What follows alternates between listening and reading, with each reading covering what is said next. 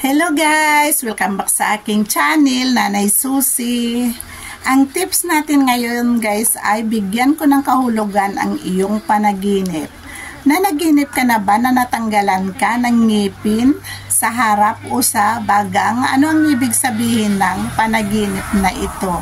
Bago ang lahat guys, kapag hindi ka pa nakapag-subscribe ay pakipindot lang ng subscribe, like at pakipindot na rin ang bell button sa baba para updated ka sa lahat ng mga tips na i-upload ko. Sa panaginip guys, nanaginip na ba kayo na natanggalan kayo ng ngipin? Kapag halimbawa na naginip kayo na natanggalan kayo ng bagang dito sa loob ng ngipin, ay masama ang ibig sabihin yan guys, dahil mayroong mawala sa iyo na isang kamag-anak, mayroong mamamatay na isang kamag-anak.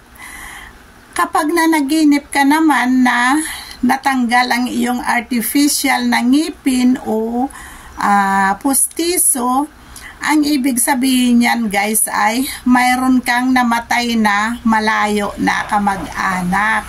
Pero kapag bagang naman ay malapit na kamag-anak ang mamamatay.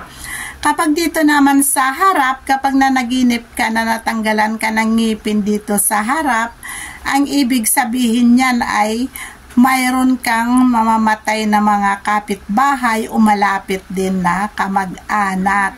Yan ang ibig sabihin ng ang kahulugan ng iyong panaginip na natanggalan ka ng ngipin. Alam mo ba guys na noong nanaginip ako na natanggal ang aking bagang ay isa sa mga malapit na kamag-anak ko ang nawala. Isa sa mga auntie ko ang nawala guys, na pagkatapos lamang ng isang buwan ay nabalitaan ko na ang aking tiyahin ay namatay. Yan ang ibig sabihin guys, ang kahulugan ng panaginip na nawalan ka ng ngipin o natanggalan ka ng ngipin.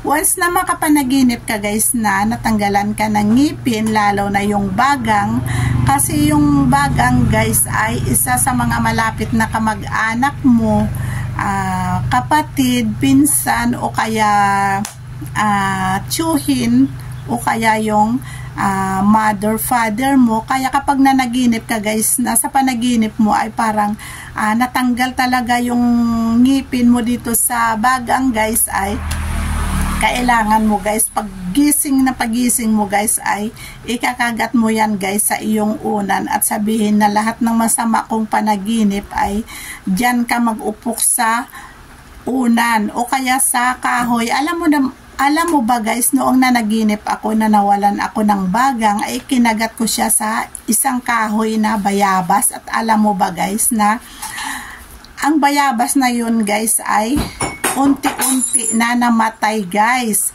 Kaya kapag nanaginip kayo guys ay ikagat nyo agad guys para maiwasan ang mga masamang pangyayari, ang mga disgrasya na hindi kaibig-ibig na pangyayari guys ay maiwasan. Kaya kailangan guys ay ikagat nyo agad guys sa kahoy para doon siya guys sa kahoy mag-ipik guys sa kahoy at hindi sa atin na mga tao. O sige guys, yan lang guys ang ating tips ngayon tungkol sa ngipin na natatanggal. At kapag hindi pa kayo guys nakapag-subscribe, pakipindot lang guys ng subscribe, like at bell button sa baba para updated kayo sa lahat ng mga tips na i-upload ko. Sige guys, yan lang. Maraming salamat!